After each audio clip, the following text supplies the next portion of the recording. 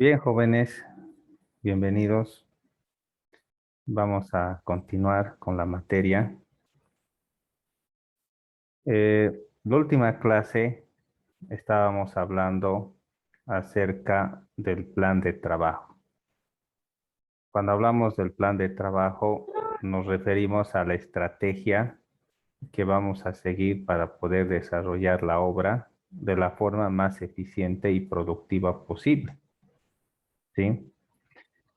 Entonces, para efectuar un plan de trabajo, es necesario organizarse y también es importante la coordinación. Entonces, en cualquier cosa es necesaria la organización y la coordinación. Es posible que algunos de ustedes hayan tenido la experiencia de trasladarse. Entonces, contratan un camión, el volumen que lleva el camión está ya fijado y la idea es tratar de poner todas las cosas en el camión a fin de solamente hacer un viaje, porque dos viajes es costoso, ¿no? Entonces no es nomás acomodar las cosas como sea. Si uno se va a trasladar, a ver, piensen ustedes, ¿qué es lo que coloca primero en el camión? ¿Qué se sube primero? ¿Mm? ¿Qué dirían ustedes? Maderas, listones, bolillos. Eh, sí, Hablo de un traslado de casa, ¿no? No de material de construcción, ¿sí? A ver.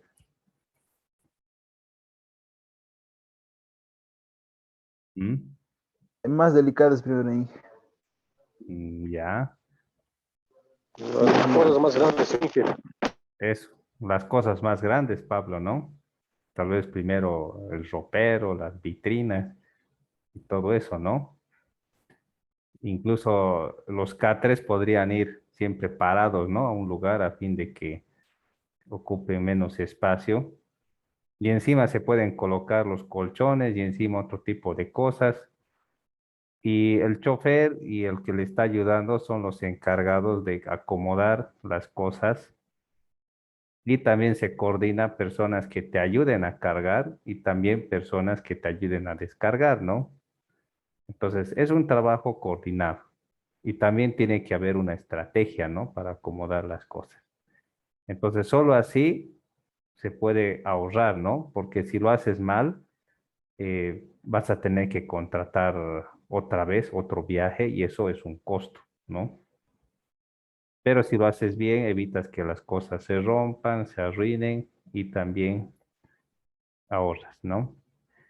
Dentro del plan de trabajo, uno de los aspectos importantes es la división de la obra, ¿no? Y vamos a ver a qué nos referimos cuando hablamos de la división de la obra, ¿sí? Bien, aquí habla acerca de coordinar trabajos similares a fin de evitar la duplicación de equipos y mantener lo más constante posible el número de operarios. Esto se refiere a la creación de frentes de trabajo. Ahora, piensen en lo siguiente.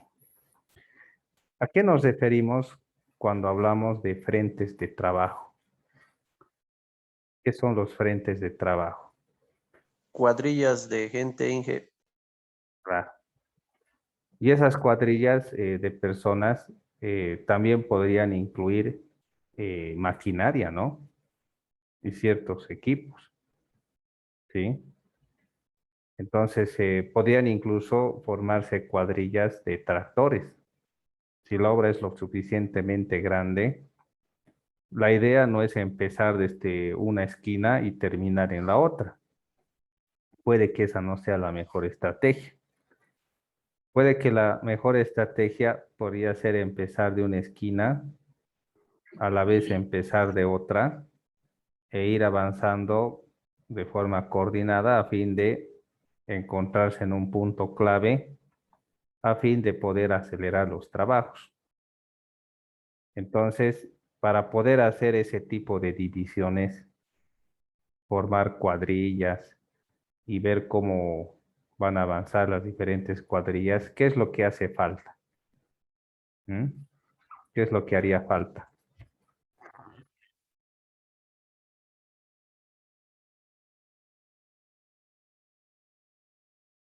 ¿Mm? ¿Qué se La, ru- requiere? la ¿Mm? ruta crítica, Ya. Bueno, ¿quién sería el encargado de coordinar estas cosas? Si se van a formar frentes de trabajo y demás. ¿Quién tendría que estar coordinando todo esto?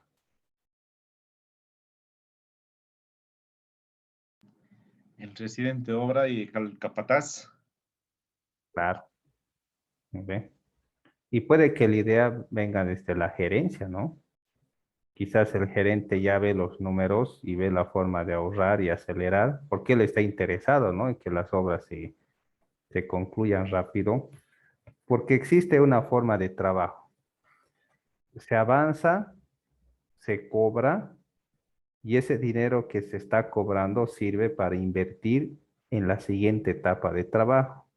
Entonces, en este caso, el gerente ya está contando con cobrar cierto avance para poder invertir el dinero en otros ítems que son más costosos. Por decir que en el trabajo de un alcantarillado hay todo tipo de ítems, ¿no? Podría haber ítems de excavación, de tendido de tubería, ítem de prueba hidráulica, ítems que tienen que ver con cámaras domiciliarias, cámaras de inspección, señalización y demás. Entonces, a fin de poder hacer que la obra sea rentable y garantizar que esta misma se pueda financiar, ¿en qué ítems tendría que concentrarse el gerente? ¿Mm? ¿En qué ítems? A ver, Uno sería en la excavación. claro. En realidad, Vladimir, tendría que concentrarse en los que son más pagados y los que se pueden cobrar más rápido, porque a medida que la obra va avanzando, hay planillas de cancelación que se hacen, ¿no? O sea, no se cobra cuando la obra se termina, sino que hay planillas que se pueden cobrar, planillas de avance de obra. Así que a fin de cobrar una buena planilla, el gerente piensa y dice, la excavación y el tendido de tubería resulta casi el 50% del costo del proyecto. Y las cámaras apenas es un 15%, ¿no? Cámaras domiciliarias un 10% o menos, ¿no? Y otro tipo de trabajos hacen pequeños porcentajes. Entonces, la estrategia tendría que ser tratar de ejecutar esos ítems costosos y bien pagados a fin de que se pueda generar una planilla bastante sustanciosa. Entonces, si se logra cobrar esa planilla y se lo cobra rápido, después de haber ejecutado una cierta cantidad de volumen de trabajo, ese dinero puede servir para financiar el resto de la obra.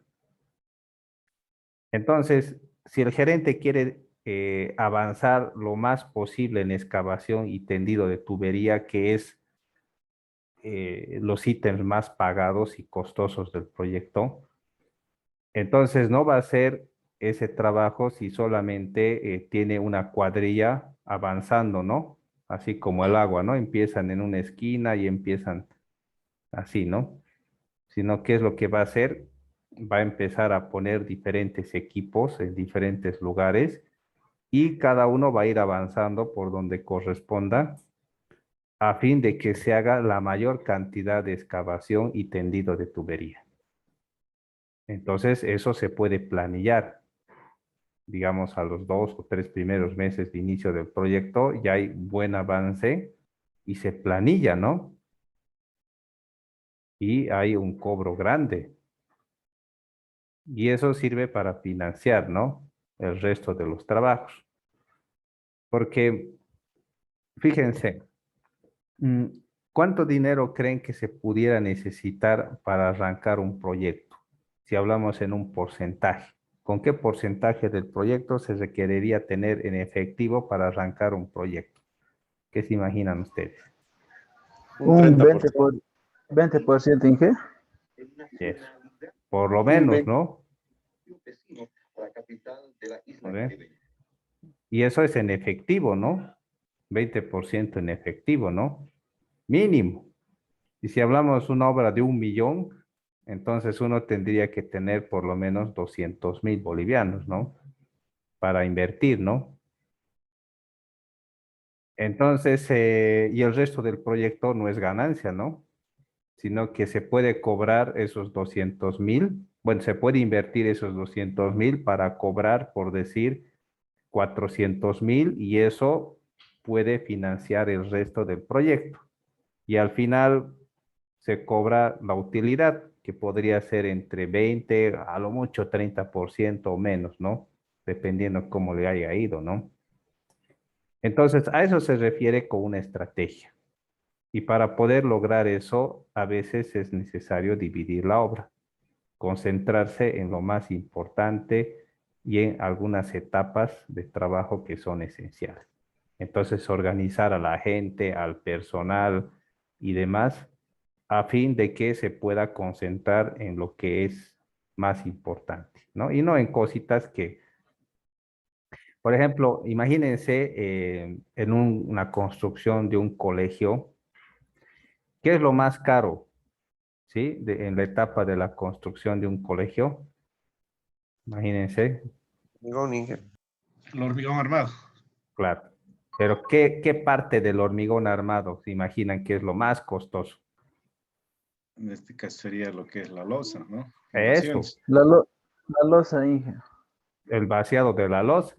Pero imagínense que la mayoría de los albañiles está concentrado en el contrapiso, en el solado, están haciendo ladrillo, porque a veces hay la costumbre, ¿no? De levantar las vigas, perdón, las columnas, y se empieza a colocar ladrillo, y cuando se tiene suficiente ladrillo, recién se puede vaciar las vigas y después la losa, ¿no? Entonces es un proceso técnicamente estratégico, pero económicamente no es lo mejor, ¿no? Porque el vaciado de la losa es costoso y si se puede cobrar esa planilla primero, perfecto, ¿no? Así que se organizan a los frentes de trabajo a fin de que puedan entrar y concentrarse en la losa. Para armar una losa, ¿qué se requiere? Una vez que están vaciadas las columnas, ¿qué hay que hacer? ¿Cuáles son los pasos para armar una losa? El fondeado de vigas, después Ujú. el tapado de losa, ¿no? Con madera, para Hay que, armar lo que es hay que anillar, ¿no ve? Primero las columnas se anillan, los apoyos, sí. hay que colocar los fondos de las vigas, armar los cajones, se colocan soleras, hay que asegurar las soleras y después se hace el entablonado. Después, una vez que se hace todo lo que tiene que ver con la madera, no está listo, ¿no? ¿Qué más hay que hacer? Hay que pintar con aceite sucio, armar el acero. Eso. Hay que ubicar el plastoformo. Si se hacen viguetas in situ, hay que armar los fierros o colocar las viguetas y demás, ¿no? Ahí entran diferentes equipos. Primero entran el equipo de los encofradores. ¿Ve? Hay albañiles que son encofradores, ¿no? Y son buenos para encofrar. Pero si los metes a ladrillo, no son tan buenos como los encofradores. Hay albañiles que son buenos para hacer enferradores. O sea, tienen sus técnicas de doblar fierros y lo hacen muy bien, ¿sí? Entonces, se pueden crear diferentes equipos con las especialidades que tiene cada uno y diferentes equipos ya están empezando a trabajar sobre un mismo objetivo. Se divide la obra. Por ejemplo, mientras se está haciendo la enferradura, perdón, mientras se está armando los fondos los laterales, los cajones, se está empezando a colgar las soleras, a apuntalar y demás. Puede haber albañiles que ya estén preparando las vigas, la enferradura de las vigas, y estén armando las viguetas in situ, ¿sí? Entonces, ni bien terminen de armar el entablonado, directamente se encargan de colocar esto. Y todos ayudan a asegurar la losa, ¿no? Porque una cosa es armar, pero otra cosa muy distinta es asegurar, ¿sí? Hay que poner alambre, apuntalar, revisar. Es harto trabajo asegurar, ¿no? Porque se va a vaciar mezcla y eso no es agua, ¿no? Sino es pesado, la mezcla rompe madera, hace todo. Por eso el proceso de asegurar es un trabajo que toma bastante tiempo. Entonces, si se divide la obra, hay avance, ¿sí? Pero se tiene que enfocar la obra a lo que es más urgente. Cuando el dueño ve vaciado su losa, aunque falta paredes, falta piso y todo, dice hay avance, ¿no? Ahí está el avance, ¿no? Porque vaciado de losa es un punto crítico, ¿no? En toda construcción. Entonces, ahí es donde los esfuerzos tienen que concentrarse, ¿no? En los ítems más importantes. Bien, otro punto que incluye el plan de trabajo son las obras similares. Ustedes habrán notado que existen empresas que quizás se caracterizan por hacer un trabajo específico, ¿ya? Hay empresas que solo se dedican a pavimento rígido. Yo he trabajado algunos años en una empresa que solo se dedicaba a pavimento rígido, pero por la falta de trabajo han agarrado un alcantarillado y les ha ido muy mal, ¿no? Porque no tenían herramienta y ni siquiera el personal adecuado que sepa colocar tubos y demás, ¿no? Entonces, hay empresas que tienen especialidades, ¿no? Alcantarillado. Hay gente que solo hace alcantarillado, solo hace pavimento rígido, solo hace construcciones de hormigón armado, obra gruesa, obra fina no saben, no se meten. Y así, cada empresa a veces tiene algo que lo particulariza. Ahora, cuando uno hace una obra varias veces, ¿qué oportunidad le da eso? ¿Qué oportunidad le da a la empresa el hecho de que haya hecho una obra varias veces? ¿Qué se imaginan ustedes? La experiencia, ¿Sí? ¿Qué metodología de cosas, trabajo. eso, qué cosas nos puede enseñar la experiencia? Normalmente buenas noches, Inge, normalmente hablemos de un centro de salud que se puede, hablando de mi municipio, se ha, una vez elaborado el estudio, se ha hecho el primer centro de salud, ya para el siguiente ya sabíamos las falencias que había en el estudio y para la subsiguiente ya estaba más afinado, se podría decir, Inge. Ujú. Correcto, ¿no? Es posible que el hacer una obra repetidas veces puede darnos la oportunidad de aprender de los errores, ¿sí? De los errores que se pueden cometer, ¿no? Entonces, uno puede identificar algunos errores y para la siguiente pudiera plantear soluciones, ¿no es cierto? A esos errores. O quizás podría haber, incluso algunos hasta se fabrican sus propias herramientas a fin de poder hacer un trabajo más eficiente. Entonces, eso es posible, ¿no? Entonces, las obras similares ayudan a tener experiencia, a considerar factores locales, porque si digamos una empresa hace pavimento rígido y esa es su especialidad, puede que haya hecho pavimento rígido solo en Cochabamba y conoce, ¿no? Todos los guachos, ¿no? Como se dice, sobre cómo hacer pavimento rígido. Pero ¿qué tal si le dicen, puedes hacer pavimento rígido aquí en Colomí, un lugar frío, o en Yayagua, o en Uyuni, un lugar totalmente diferente. Entonces, quizás ahí ya piense, para hacer pavimento rígido hay que hacer esto, hay que tener cuidado del viento, de esto, las rocas, ver si no son rocas ígneas. Y en esos lugares de Potosí, la mayoría de las rocas son ígneas, tienen propiedades ácidas. Y cuando las mezclas con el cemento, lo revientan al concreto. Entonces, no es nomás sacar agregados del río, ¿no? Y preparar mezclas, sino tienes que hacer un estudio mineralógico para ver si esas rocas no van a reaccionar con el cemento, porque son centros mineros y puede haber cualquier cosa ahí, ¿no? Entonces, las obras similares te ayudan a ver posibles problemas que pudieras tener en otro tipo de circunstancias, ¿sí?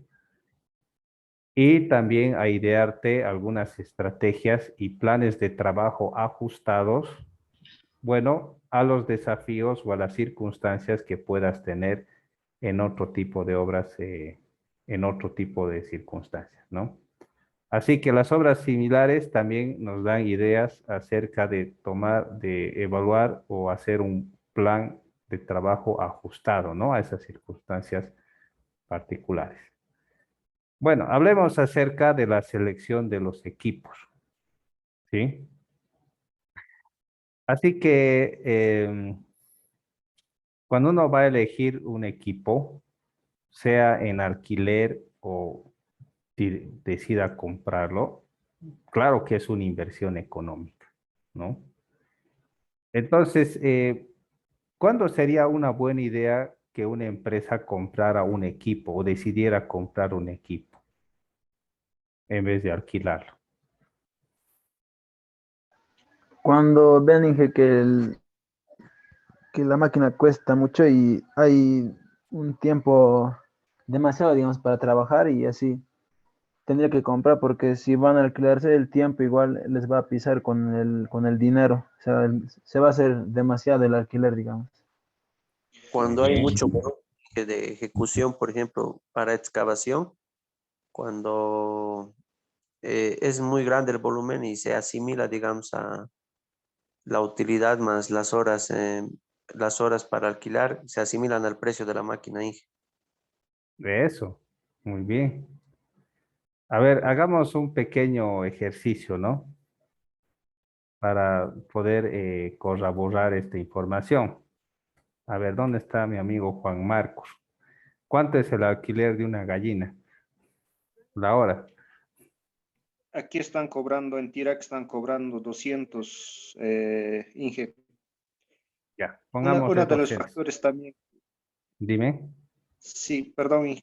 Uno de los factores también, una de las empresas, en mi experiencia, creo que lo tenía para su crédito fiscal y estaba haciendo un proyecto bastante macro, se podía decir, y lo que ha hecho es adquirir equipo para tener crédito fiscal y Exacto, la poder factura, ¿no? matar.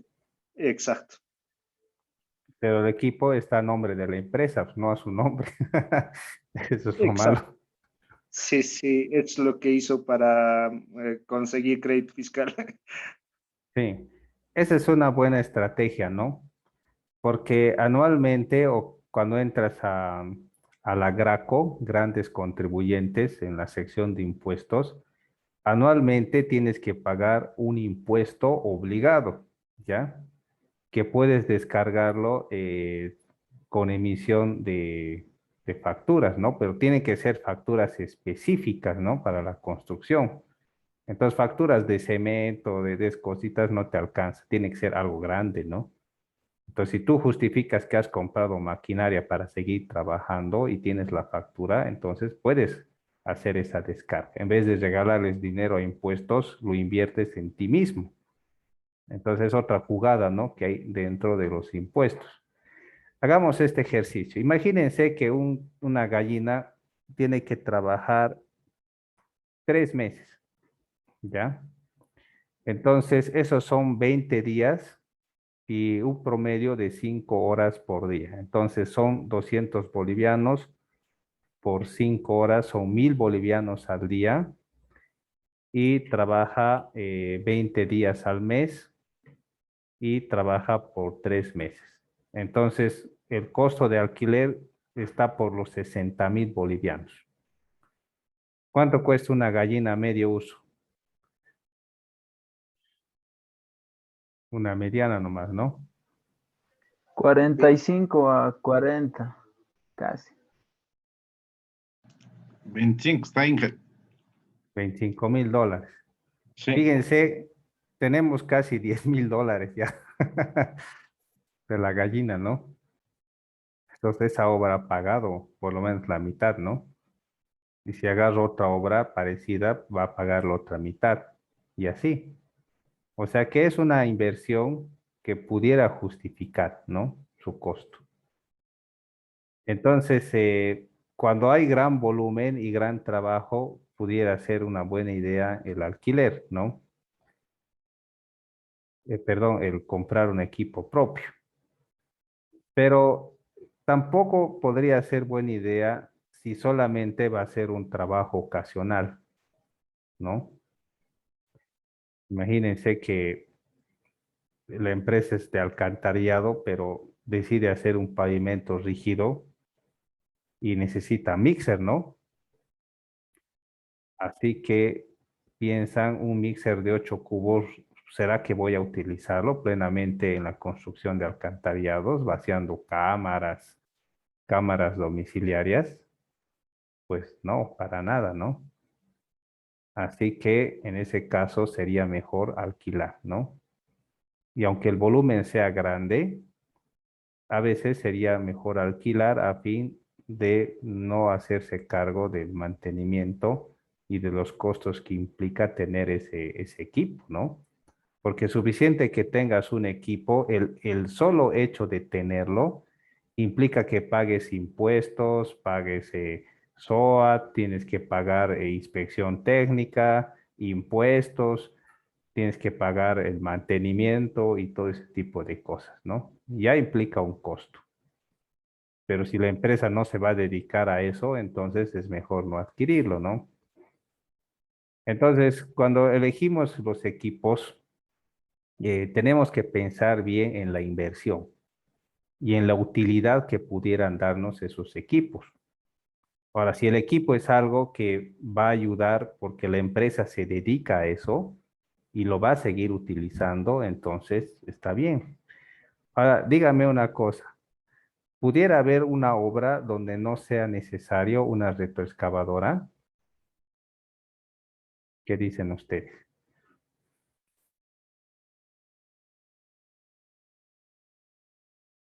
¿Se puede usar una retroexcavadora en cualquier obra? Casi en todo se usa. Dependiendo del volumen de, bueno, en este caso de lo que vamos a hacer, ¿no? De la excavación. Ujú. Ahora, una volqueta se puede usar en toda obra, La pequeña sí, así. sí, sí, en cualquier obra usas una volqueta, ¿no? Y en cualquier obra puedes usar una retroexcavadora y eso, porque fíjense, en cualquier obra hay excavación, siempre va a haber una excavación, siempre vas a tener que traer material, siempre vas a tener que transportar material, ¿no? Hasta tus mismos puntales, maderas y demás tienes que transportar, ¿no? Hasta gente, ¿no? Puedes transportar ahí en la volqueta. O sea que son herramientas que se usan en todo, ¿no? Así que tienen que formar parte de una empresa, ¿sí? Entonces ahí ya vemos equipos que son necesarios.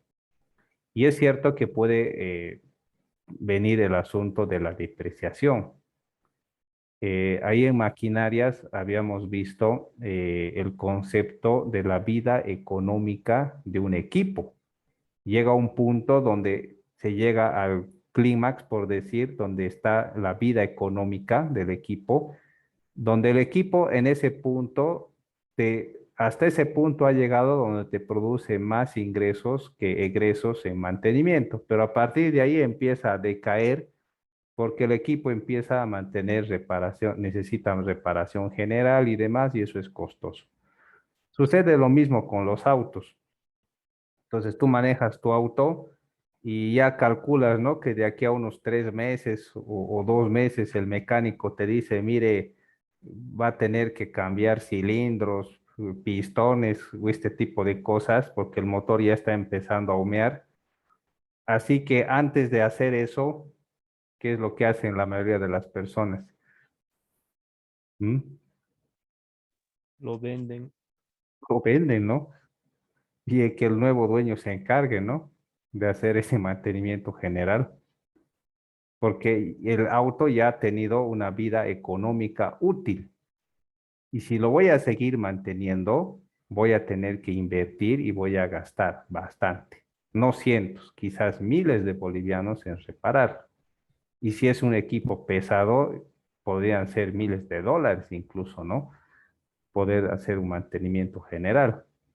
Porque en el caso de estos camiones o tractores, cuando no haces mantenimiento al motor, no se arruina como de un auto, ¿no? ¿Qué es lo que pasa con el motor cuando se arruina de verdad? ¿Mm? ¿Dónde está Juan Marcos? Sí, Inge. ¿Qué pasa con los motores cuando muchos los matoneas de tractores? Se termina. Empieza a gastar aceite, la bomba inyectora se friega, toberas, inyectores, y de la máquina pesada es lo que cuesta más. Y peor mala suerte todavía es cuando no se puede encontrar en el mercado los repuestos o tienes que estar haciendo pedido, ¿no? No Y es muy saben, diferente del camión. y saben, lo peor que puede pasar por la falta de mantenimiento cuando se gasta demasiado es que el motor se puede agripar. ¿Sí? ¿Saben qué es eso? Cuando el motor se agripa, le da un resfriado. ¿Ah? Se encalla el motor, ¿no? Se destroza por dentro, ¿no? Y se ha roto se ha roto algo allá adentro y se ha trancado la pieza y el motor se ha encallado y se ha destrozado tal cosa, ¿no? Y a veces lo más barato es comprar otro motor, ¿no? Porque arreglarlo puede ser muy costoso, ¿no? Así que la vida útil también de los equipos tiene una vida económica. Así que también los equipos se pueden renovar, ¿no? Como son equipos de uso frecuente, una volqueta, una gallina y demás, se pueden vender y se pueden comprar otros más recientes y a fin de evitar los gastos que estos pueden involucrar. Pero hay otro tipo de equipos que no son necesarios comprar. Por ejemplo, una compactadora. ¿Cuántas veces se va a utilizar una compactadora? ¿Se utilizará en toda obra una compactadora, un rodillo de 7 toneladas? No, Inge, solo se usa cuando ya, digamos, cierta parte de la obra está por la mitad, digamos, y si es camino más que todo, un camino, en caminos en buen carreteras, se usa cuando ya están deslizando la tierra con la mototraila y va por encima después ahí la compactadora, aplanando la tierra para que esté firme. La computadora puede trabajar solo unas horas, quizás cuando está compactando un empedrado, ¿no? Trabaja toda una tarde y ya no más, ¿no? Se está haciendo una conformación, trabaja algunos días y ahí ya no más. O sea que no son equipos necesarios, ¿no? Para tenerlos. Y además el costo sería un costo ahí guardado y demás, ¿no? Bien, hablemos acerca de las instalaciones y obras anexas. Bueno, para poder construir también se necesita hacer algunas cosas. Por ejemplo, aquí habla acerca de caminos de acceso a obras y caminos interiores de la obra, ¿sí? En el caso de obras que están en el campo, por ejemplo, un canal de riego, y muchas veces los canales de riego están ahí donde no vive gente, ¿no? Matorrales, espinos y demás. A veces es necesario abrir caminos de acceso para poder meter material, ¿no? O entre maquinaria que traiga hormigón y se pueda vaciar el canal. ¿sí? También, si se está vaciando pavimento rígido, tiene que haber una planta donde fabriques tu hormigón y lo puedas transportar en mixer, ¿no? Y muchas veces, ya habíamos visto en maquinaria, que esas plantas no tienen que ser industriales, ¿no? O semi-industriales, sino que pueden ser artesanales, ¿sí? ¿Se acuerdan cómo se puede armar una planta de hormigón? ¿Mm? ¿Qué es lo que se requiere?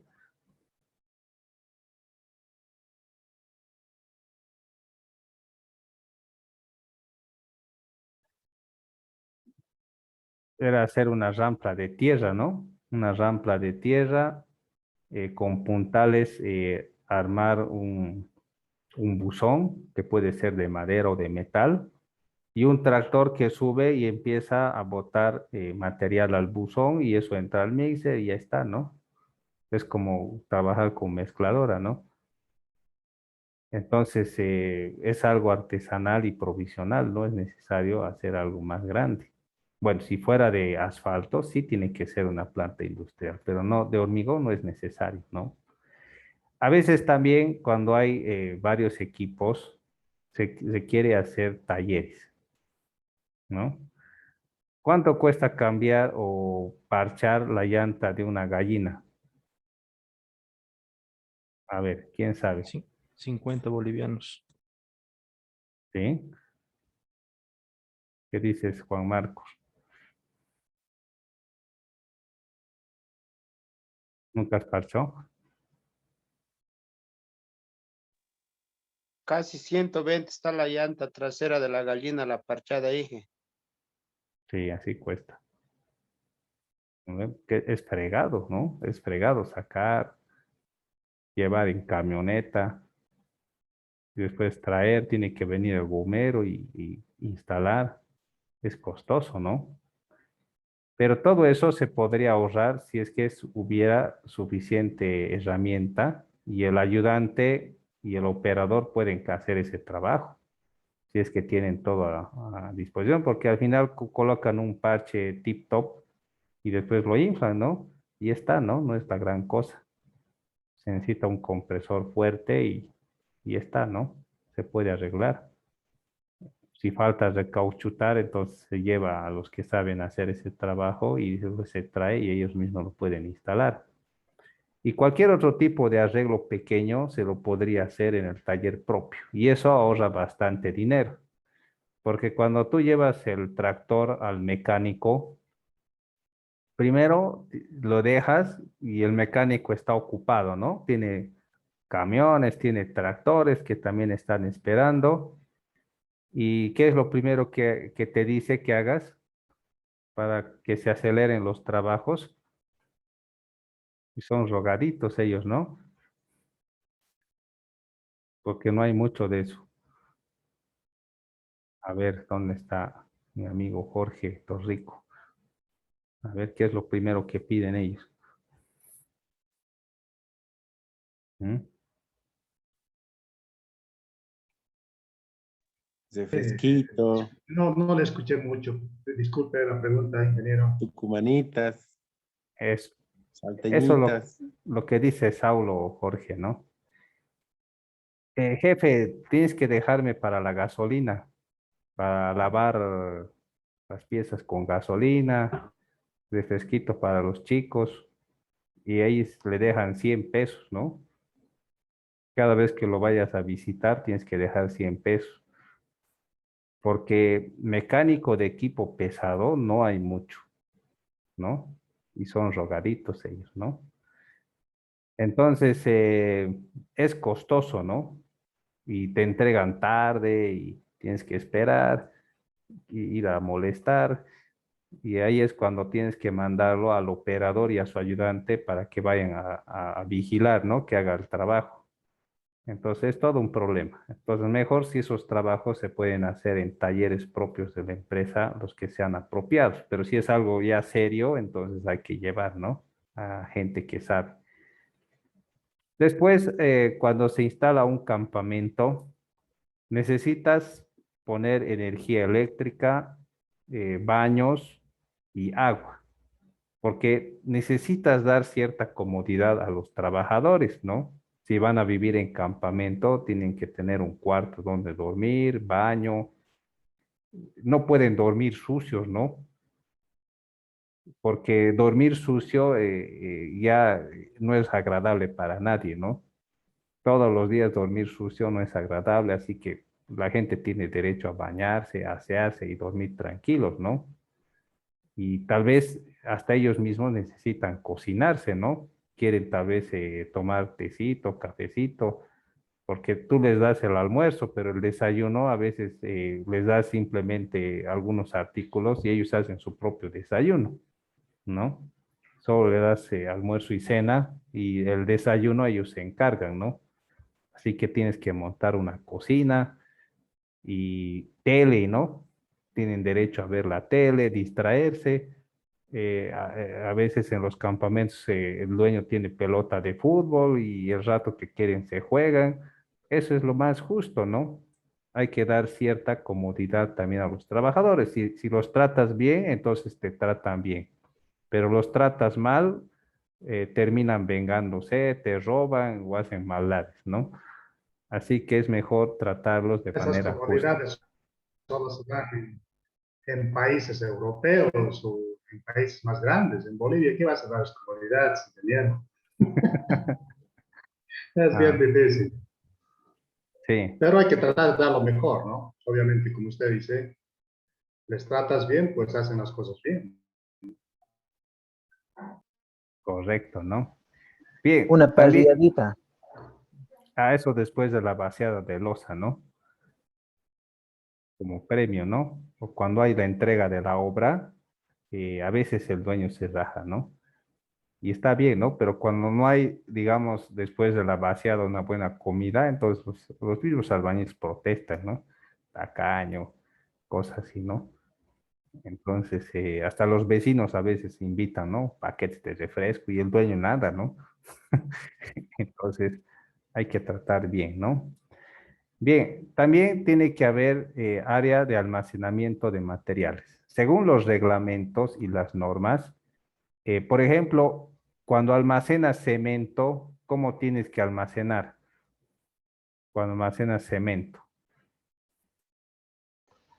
¿Mm? De una elevación, Inge, de 15 a 20, hasta 30 centímetros más o menos tiene que estar sobre el suelo, encima del suelo, el cosa, ¿cómo se llama? El cemento. Ya, no es tan importante eso. Puedes poner maderas y poner el cemento, ¿no? Pero ¿cuántas bolsas puedes colocar máximo? 10 bolsas 10, Inge, 10 plástico bolsas, Inge. Eso. hay, ¿Qué pasa si colocas más bolsas? se comprimen. Ah, Se se com- endurece. eso. Ahí se cumple el ciclo de la roca, ¿no? En mecánica de suelos habíamos visto aplicada que el ciclo de la roca significa cuando el suelo está sometido a presión y temperatura se vuelve roca, ¿no? Con el tiempo. Y más aún el cemento, ¿no? Entonces es un proceso natural, ¿no? Bien.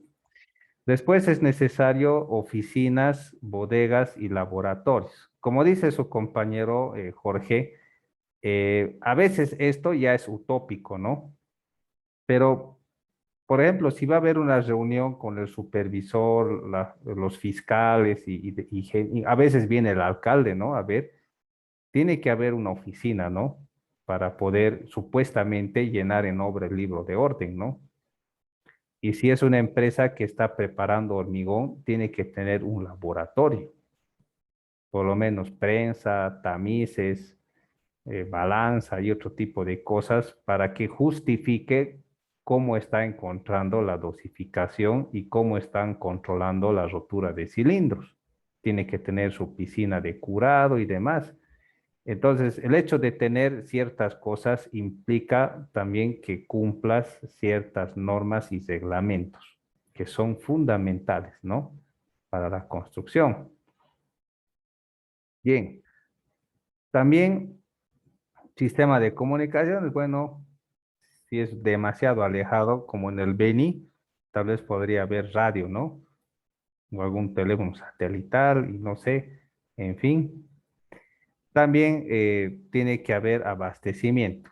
A veces son común comprar tambores de combustible porque no puedes esperar de que el tractor vaya al surtidor a cargar y después se vuelva a la obra, ¿no?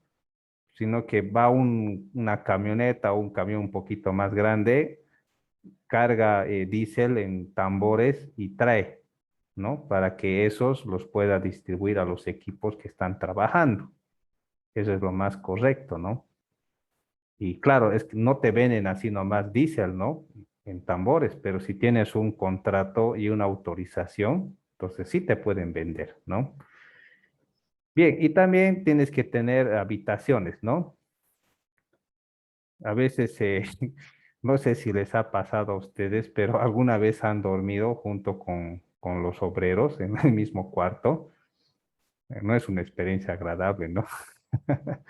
Así que tiene que haber un ambiente para los obreros y otro ambiente para los encargados de obra, ¿no? El topógrafo, quizás el residente, el gerente, el ingeniero y demás, ¿no? Así que es mejor que haya varios ambientes y no uno solo, ¿ya? Bien. Cuando hablamos de instalaciones y obras anexas, ¿ven? Tiene que haber cosas dedicadas al personal, ¿no? Como estos cuartos o ambientes dedicados a la dirección de obra, ¿ya? Donde haya reuniones gerenciales y destinados a materiales y maquinarias, ¿no? Por lo menos garajes donde los tractores puedan estar en la sombra y se pueda hacer mantenimiento preventivo y demás, ¿no? Cosas así. Bien, vamos a ir más adelante. Hablemos acerca de los trabajos preliminares que se tienen que realizar antes de empezar una obra. Por ejemplo, si se va a construir una vivienda, por decir un edificio de 4 pisos, ¿sí? ¿Cuáles serían los trabajos preliminares que se tendrían que hacer? ¿Mm? Pieza y desbroce, Inge, Eso, después instalaciones de planteo. claro. El replanteo ya es parte de la obra, ¿no? Pero eso de la limpieza y el desbroce está bien, ¿no? Porque puede ser un lote lleno de matorrales y tienes que limpiar, ¿no? ¿Cómo vas a replantear si no? No vas a poder jalar hilo, espinos, todas esas cosas, hay que limpiar. O prenderle fuego, ¿no? Y que el fuego haga lo suyo, ¿no? Y después limpias lo que ha quedado, ¿no? Pero a veces, si ha sido una construcción vieja, lo que ha habido ahí, y se quiere construir algo nuevo y grande, Demolición. eso. Y saben que el trabajo de demolición no es meter tractor y listo, ¿no? Sino que implica lo que es una demolición. A ver, ¿cómo explicarían eso?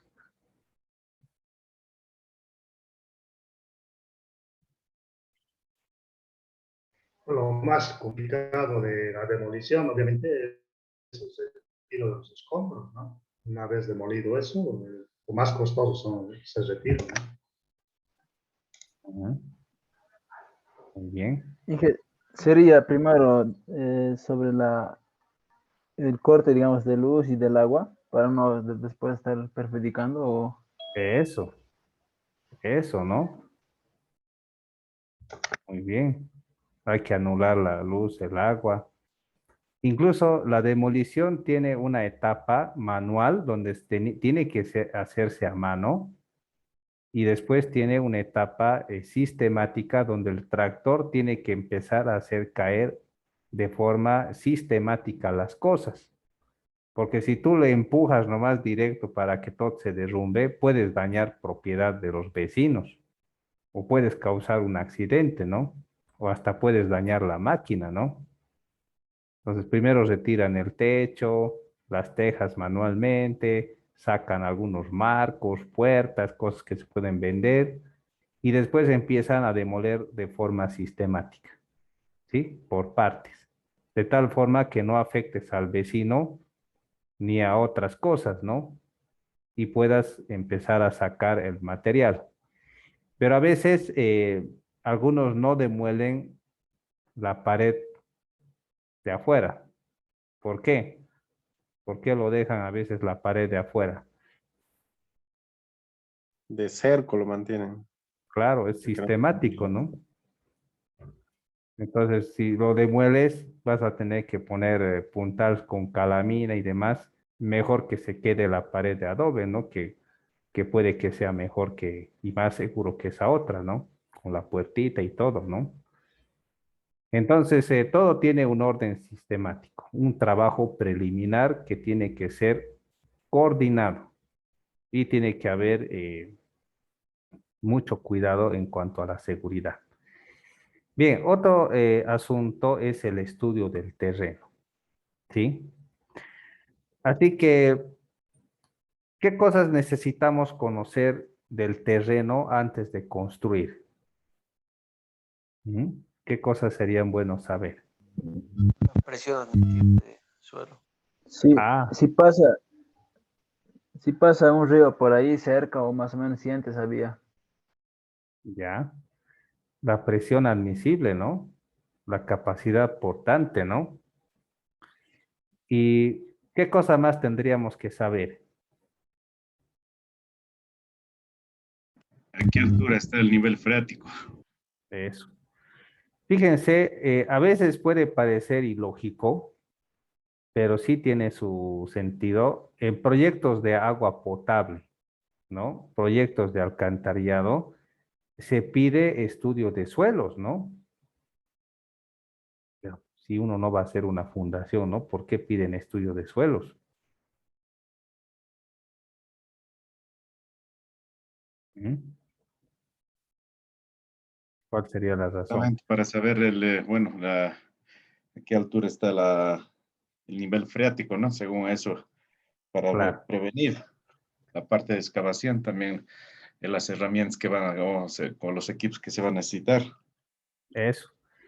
O sea, básicamente lo que se quiere es conocer el perfil litográfico, ¿sí? Porque claro, la parte de arriba, por lo general, son suelos arcillosos orgánicos, porque está en contacto con materiales orgánicos, pasto y otras cosas, ¿no? Plantas y demás, ¿no? Pero por abajo puede haber arcilla, puede haber arena, grava, limos, u otro tipo de materiales. Entonces, puede ser incluso que los primeros metros, 2 o 1 metro, puede ser una arcilla interesante, pero después tenemos roca, ¿sí?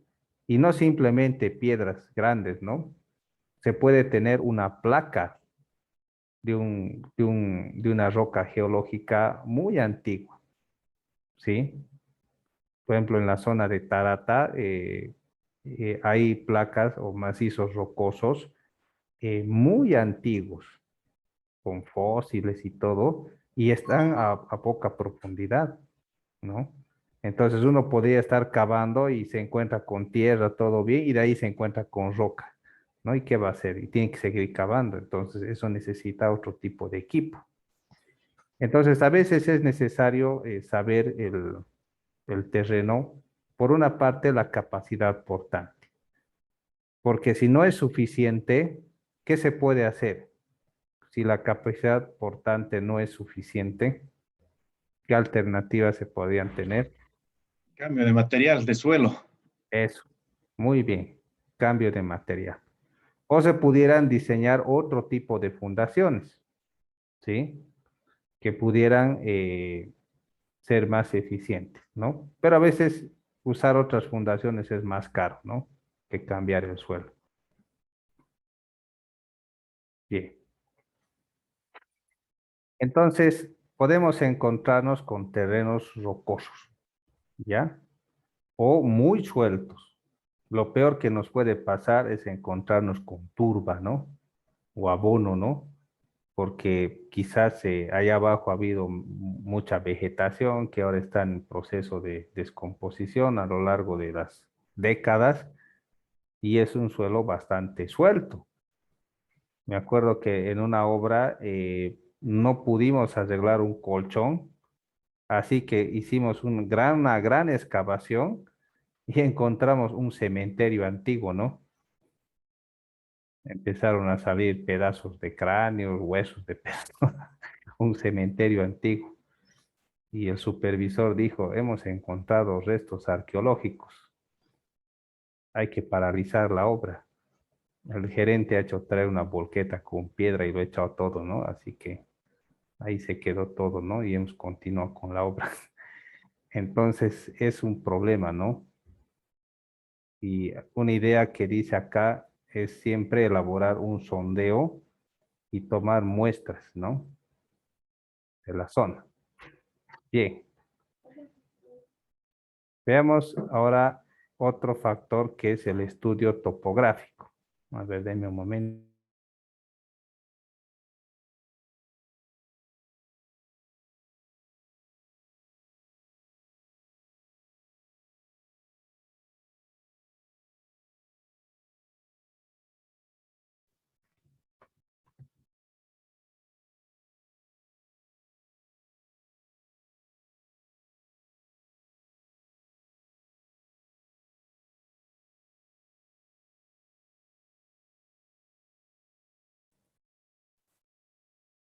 Bien, hablemos acerca del estudio topográfico, ¿no?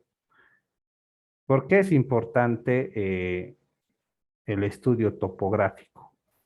¿Sí? ¿Qué importancia tiene un estudio topográfico? ¿Qué podríamos decir?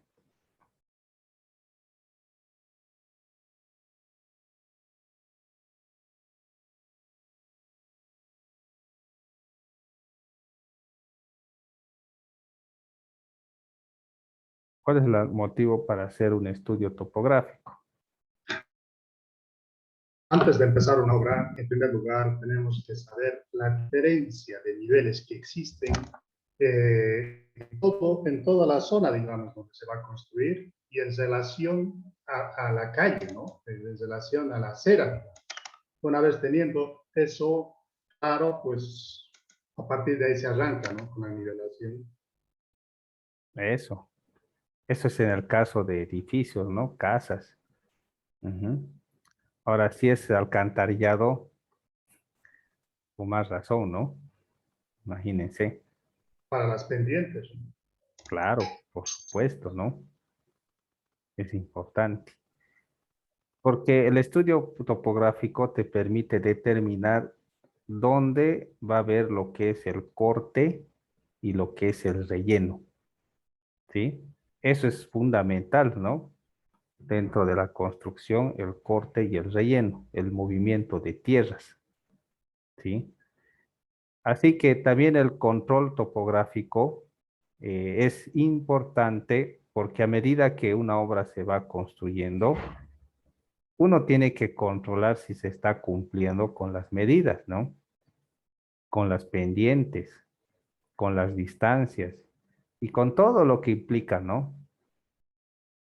Y la topografía es algo importante, ¿no? Dentro de las obras siempre hay un ítem que dice replanteo y control topográfico. O sea que no simplemente la topografía entra en el replanteo, sino que a medida que se va desarrollando, se va realizando un control, ¿no? De todo lo que se está haciendo, ¿sí? Eso es importante, ¿no? A lo menos si se está haciendo un camino, el control topográfico es riguroso, ¿sí? Hay que controlar las pendientes y demás. Hay también, ¿cómo se llama esto? El bombeo, ¿no? Que tienen los caminos, porque los caminos no son planos, ¿no? Sino tienen el bombeo. Y también cuando hay curvas, tienen peralte, ¿no? Y para eso hay que clavar estacas y controlar de que se tengan las pendientes que sean correctas, ¿no? Bien, entonces toda esa información tiene que ser tenida en tablas y tiene que ser procesada, ¿sí? Hablemos de las condiciones climáticas. Es algo que se tiene que tomar en cuenta, ¿no? La norma boliviana nos da la sugerencia de que incluso se puede calentar el agregado con soplete, ¿no? ¿Para cuándo uno haría eso, no? ¿Mm? Incluso hasta calentar el agua, ¿no? ¿Por qué En haría uno lugares algo? fríos. Ujú. ¿Alguna vez han visto lo que ha pasado cuando uno vacía hasta las 3 de la mañana una obra? Porque se ha organizado mal. ¿Qué es lo que pasa al día siguiente? Hay hartas fisuras, sí. Se le empieza el fraguado, ¿no? Sí. ¿Por qué aparecen esas fisuras? Por el frío, Inge. Por el frío, Inge, se congela. Eso. Cuando el agua se congela, ¿qué pasa?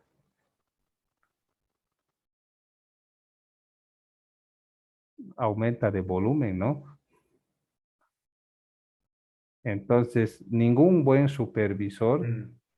tiene que permitir que se vacíe en la noche, ¿no? Ningún buen supervisor haría eso. También sale muy mal, Inge.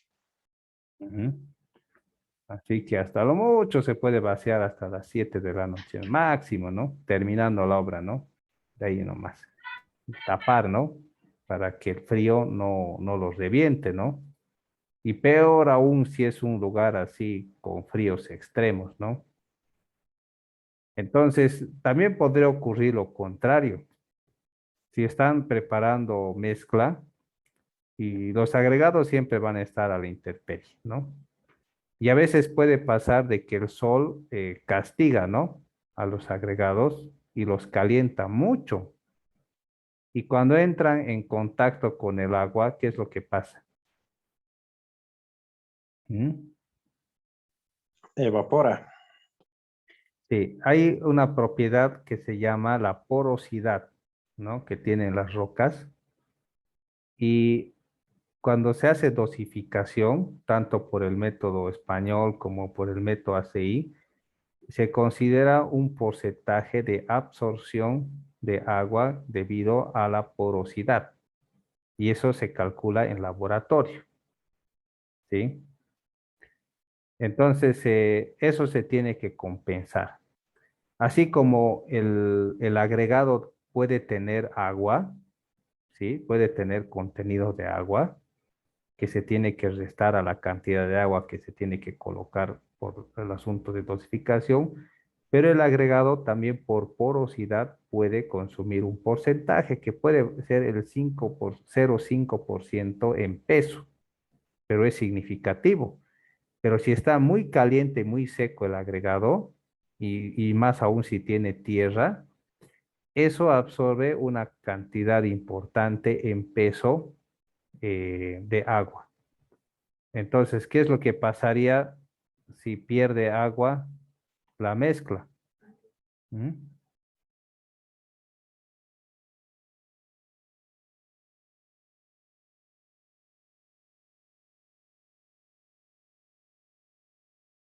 Se aceleraría el fraguado y además el concreto tipo poroso también por las partes que estaría absorbiendo el agua se vuelve. Un resecat superficial, Inge.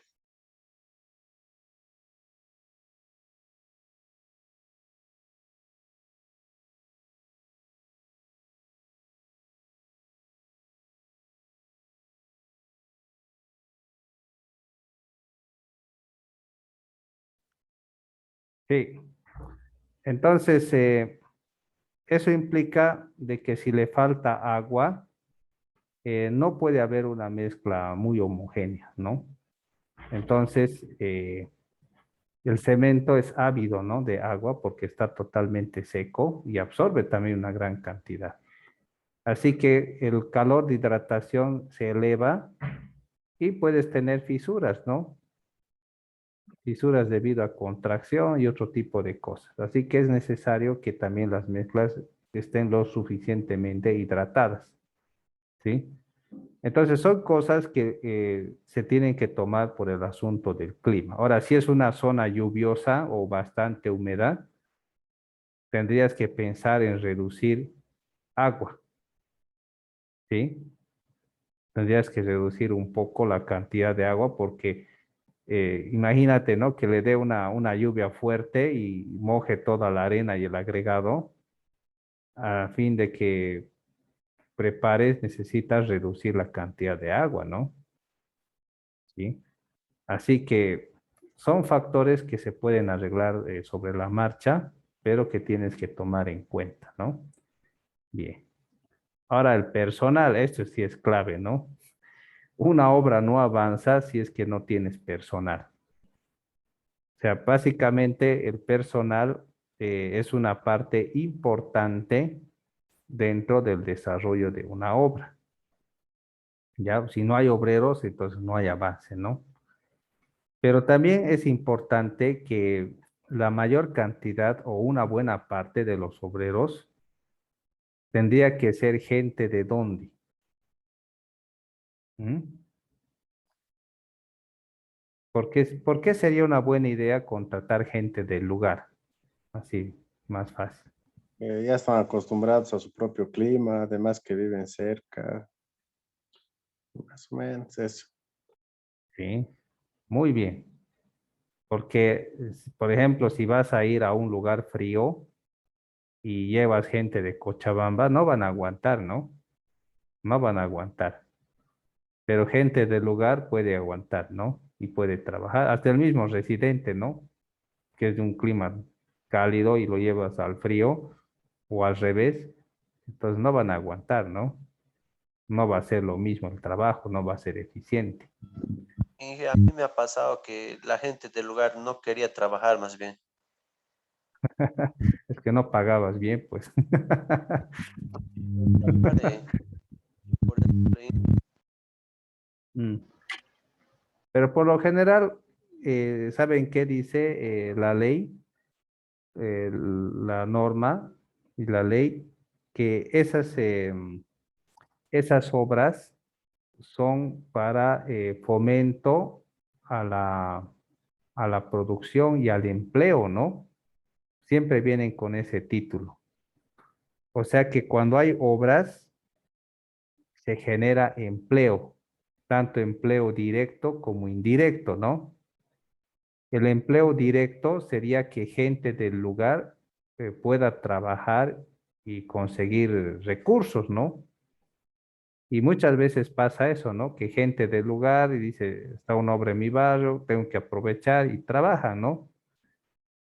Y empleos indirectos sería que ferreterías del lugar, gente que cocina o hace algunas cosas del lugar puede tener dinero de forma indirecta, ¿no? Entonces, muchas veces es bueno que tanto el operador como los trabajadores sea gente del lugar, porque tiene más disposición, disponibilidad. Mientras, según la ley, personas que no son del lugar pueden trabajar hasta 20 días y después tienen que descansar 10, ¿no? Y después tienen que volver a entrar, pero si es gente del lugar, puede trabajar hasta de lunes a domingo, ¿no? Si le vas a pagar, trabaja, ¿no? Y es mejor, ¿no? Entonces, muchas veces por el asunto de generar trabajo y empleo y por las ventajas climatológicas y de la disponibilidad, es mejor contratar gente que sea del lugar, ¿sí? Eso es importante. Hablemos acerca de las condiciones económicas, ¿sí? Las condiciones económicas se refiere a lo que hay disponible, ¿sí? Por ejemplo, ¿por qué sería buena idea pensar si es que hay un banco?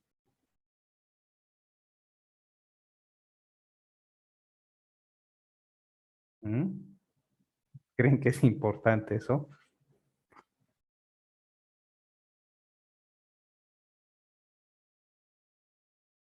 A ver, Rosa Isabel, ¿por qué crees que sea buena idea que haya un banco cerca al lugar de la obra o en el pueblo.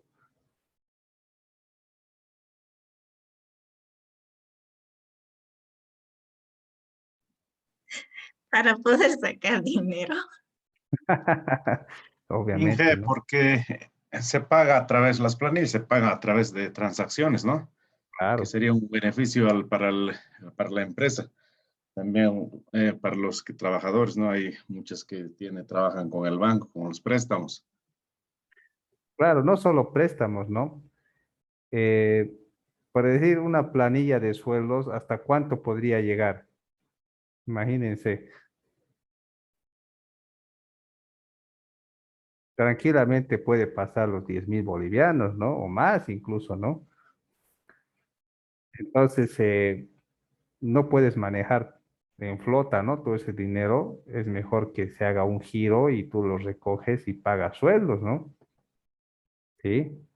Porque no solamente tienes que pagar sueldos, tal vez tienes que pagar a la persona que prepara el almuerzo, la cena, tienes que pagar la ferretería y otro tipo de cosas, a los bolqueteros del lugar, ¿no? Porque a veces pasa de que en el lugar hay arena, hay grava, hay piedra, hay lo que necesitas, pero tú no puedes entrar a explotar ese material, es propiedad de los comunarios.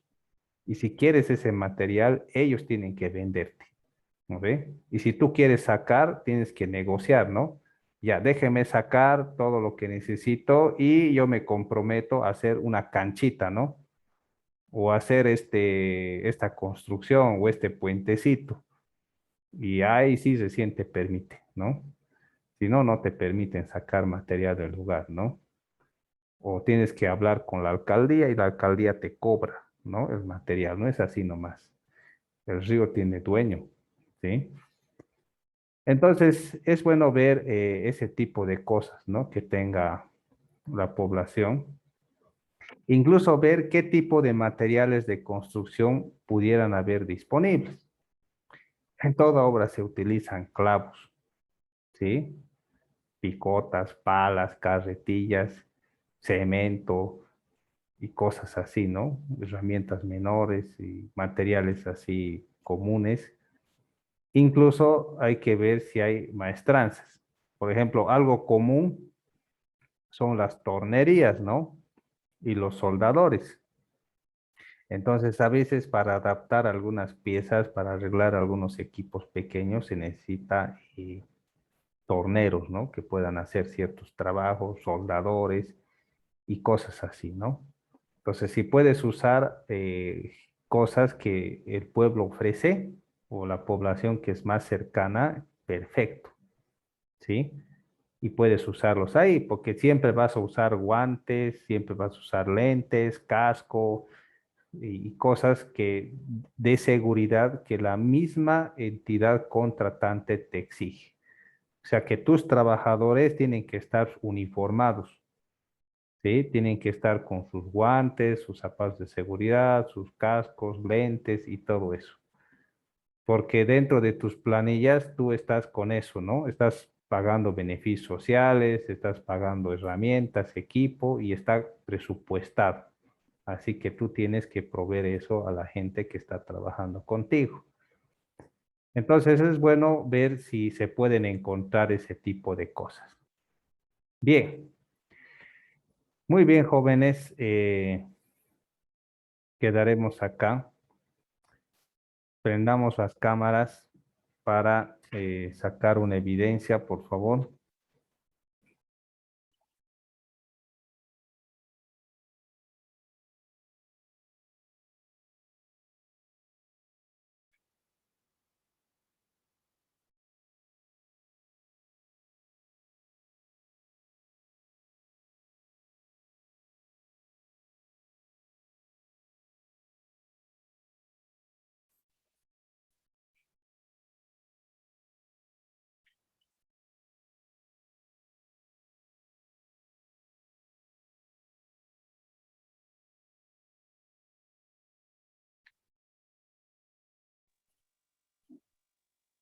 Denme un momento, por favor.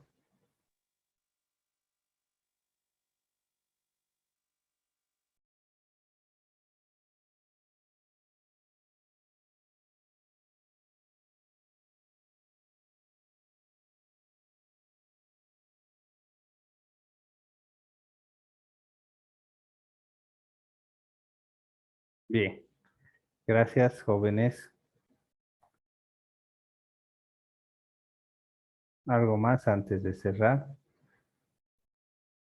Ya les he mandado el enlace del grupo de WhatsApp, ¿sí? Para las dos materias, así que conéctense, por favor, al grupo. Y estoy esperando a que me envíen el Classroom para habilitárselos ya. Tienen que enviarme una documentación para poder habilitar todo esto. Bien, nos vemos. Que les vaya bien.